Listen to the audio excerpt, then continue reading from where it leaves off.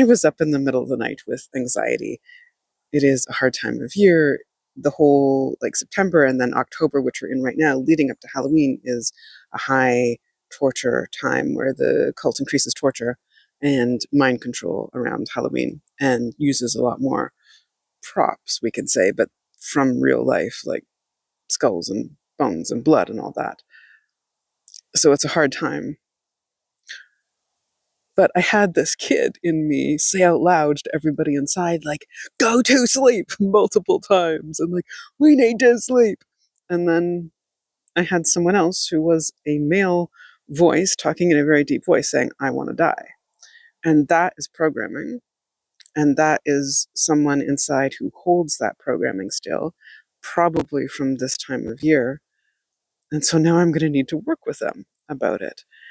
I mean, it is also, I'm guessing, how they felt in the torture. It is how so many folks inside felt during the torture, wanting to die because it felt unbearable. But that came up, and I had lots of folks talking out loud to me last night and racing thoughts and not being able to stop thinking about so many things. It is a hard time of year, and I will go between depression and sometimes despair and anxiety. But the anxiety kicks out the depression. And then when the depression gets strong, it kicks out the anxiety, at least for me. I don't usually hold both together at the same time, although I have. But it was interesting last night. There are so many wounds, emotional wounds, and so much trauma from this time of year, but from all of the cult torture. It never stopped until I finally got safe, and that took so many years. But I have noticed that sometimes it is just as we're going to bed or when we are already in bed that some folks inside will start trying to get my attention more, or maybe they have been trying in the day and I've been so focused on work that I didn't hear some of them as well as I do others.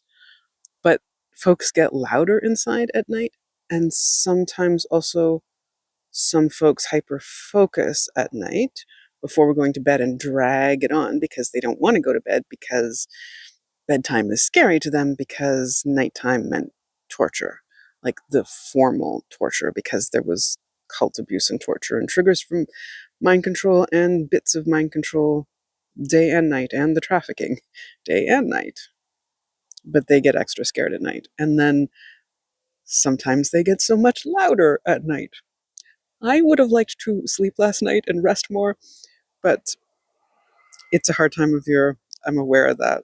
But so I have invited the one who was talking about wanting to die. I have invited them to write it out or draw it out with me or talk it out with me.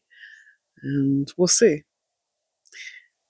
It is a lot easier to look at things like that and deal with things like that when you have good support with a therapist. And it is so much harder when you don't. It is still possible to do. It's just harder. But I do like that they were able to talk to me out loud and in their own distinct voices that I can hear so much better than sometimes when folks are talking to me in my head. They are not using distinct voices. Sometimes I can tell them apart. Sometimes they are not. And sometimes they are intentionally trying to make it sound like my voice and my thoughts, especially if it is someone inside who holds the mind control messages, because they want it to make it harder. So I was really glad that they were able to talk to me out loud. That's a good thing.